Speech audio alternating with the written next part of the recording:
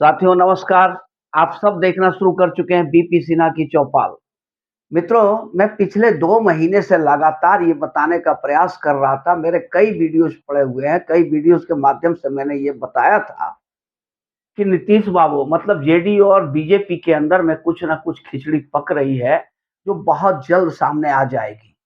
और उस समय से मैं बता रहा था कि नीतीश बाबू पलटी मारेंगे और पलटी मार दिया नीतीश जी ने। आज नीतीश बाबू ने अपनी इस्तीफा सौंप दिया और अभी चंद 1 घंटे बाद वो शपथ ग्रहण करेंगे, चंद मिनटों के बाद ही शपथ ग्रहण करेंगे, बीजेपी के साथ सरकार बना लेंगे। सॉरी। अब साथियों नीतीश बाबू का जो ये प्रकरण चल रहा था पिछले कई दिनों से, तो इसमें कांग्रेस के लोग, आरजेडी के लोग, तमाम लोग ये कह रहे थे ना ना ये सब मीडिया का प्रोपेगेंडा है, मीडिया का बनाया गया एक तस्वीर है, ऐसा कुछ भी नहीं है, सरकार बहुत बढ़िया चल रही है, बहुत अच्छी चल रही है। अब या तो वो अंधेरे में थे या जनता को बरगला रहे थे झूठ बोल बोल करके, दोनों में से तो कोई एक बात हो सकती है।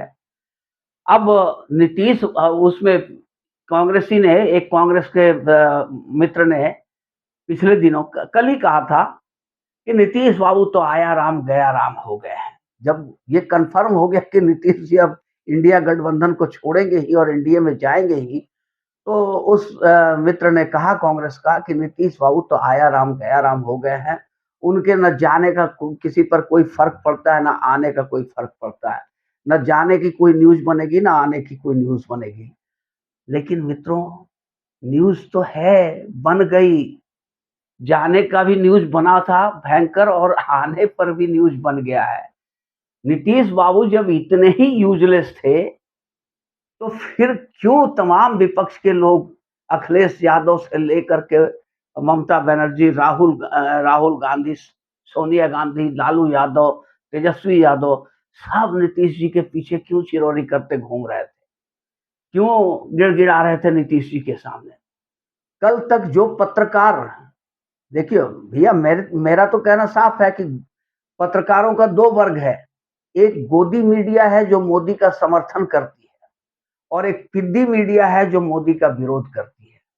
तो ये पिद्दी मीडिया वाले, जिनके हीरो थे कल तक नीतीश जी, आज ये सब विधवा विलाप कर रहे हैं। चाहे रवीश कुमार हुए, चाहे अजीत अंजुम हुए, पुण्य प्रसून वाजपेयी हुए, आशुतोष आशुतोष हुए और उर्मिलेश हुए, ये जितने भी पिद्दी मीडिया के पत्रकार हैं, ये सब विधवा विलाप कर रहे हैं।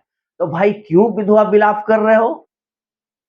एक बहुत बड़ा फर्क आ गया एनडीए और इंडिया गठबंधन में नीतीश कुमार के जाने से, क्योंकि नीतीश कुमार ही इंडिया गठबंधन के शिल्पी थे। इंडिया गठबंधन का निर्माण उन्होंने ही किया था, धुरी वही थे, और जब वही निकल जाएंगे तो इंडिया गठबंधन में बचेगा क्या? कुछ भी नहीं बचेगा। साथियों, नीतीश जी बार बार बेइज्जत हो रहे थे इंडिया गठबंधन में, बार बार उन्हें बेइज्जत किया जा रहा था इंडिया गठबंधन के तरफ से।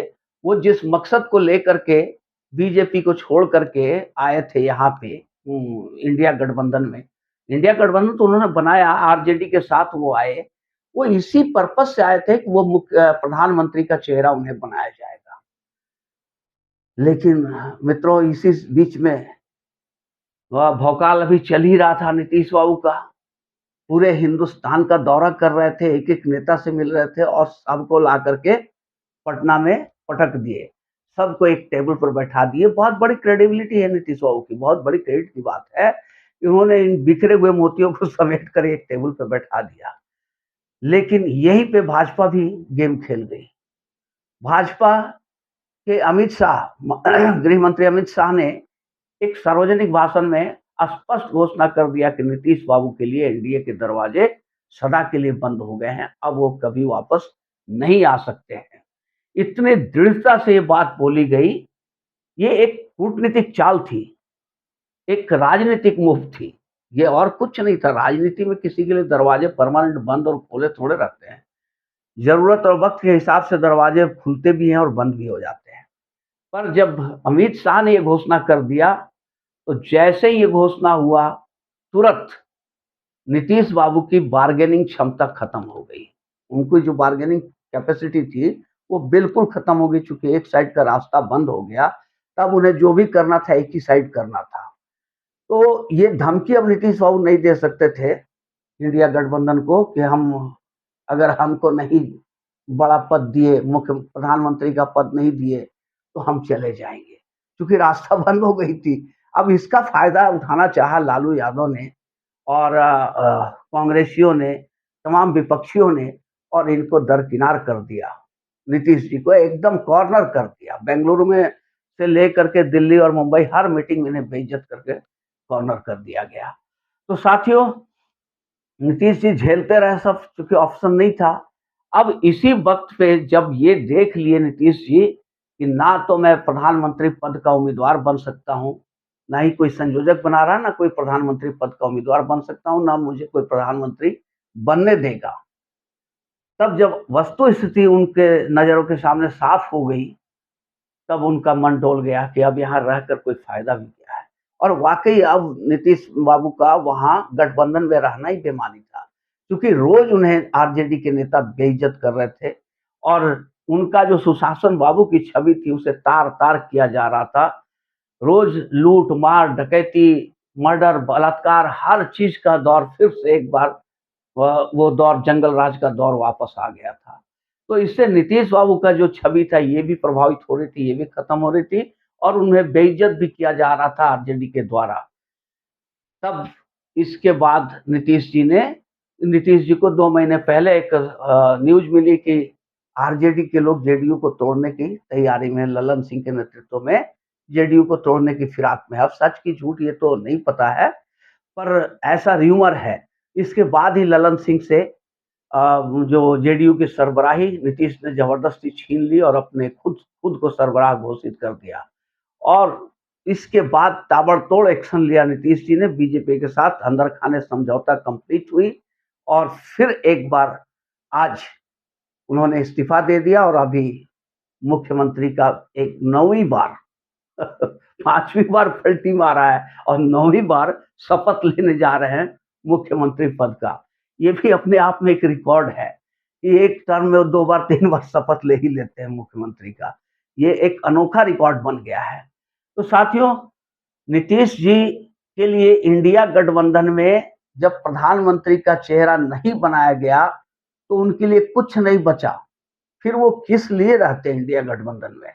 और अगर वो ये भी समझ गए, राम मंदिर के जो प्राण प्रतिष्ठा का कार्यक्रम हुआ उसके बाद से उन्हें ये भी समझ में आ गया कि और अब मोदी को हराना नामुमकिन है।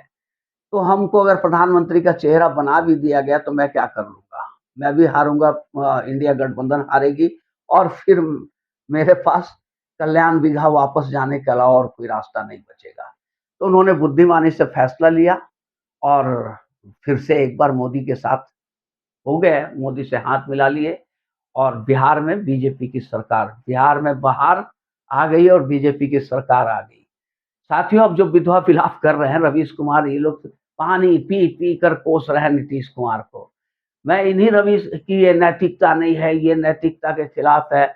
मैं इन्हीं रवीश कुमार जी से पूछना चाहता हूँ कि रवीश बाबू, जिस समय बीजेपी के साथ मोदी के चेहरे पर लड़कर नीतीश जी जीते थे और जीतने के बाद लालू यादव के पास चले गए थे, तो ये कौन सी नैतिकता थी, जरा आप मुझे बता दीजिएगा।